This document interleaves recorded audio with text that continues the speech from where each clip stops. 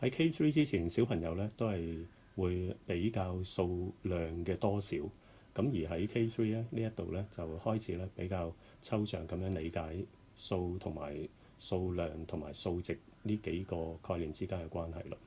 咁所以喺呢一課度咧，我哋個重點咧就係喺比較數值嘅大小嗰度。咁而數值嘅大小點樣去比較呢？咁我哋就一般嚟講有兩個策略。咁第一個策略就係用數量嚟過渡到去數值啦。因此咧，我哋都仍然可以用十格框咧去讓小朋友咧可以直觀咁樣去感覺到個量然後由量咧係過渡到去值。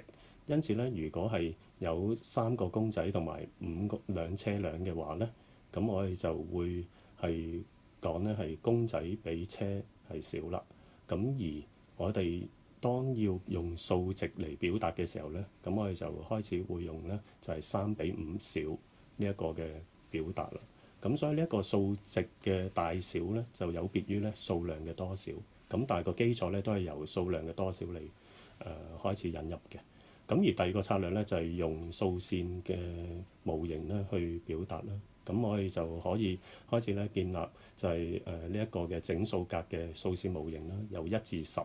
咁而呢一個咧就係一個序數嘅策略啦。咁即係話數字越後咧個數值就越大㗎啦。咁而呢兩個策略咧都可以幫助小朋友咧去留意咧就係數值嘅大小呢一個嘅概念嘅。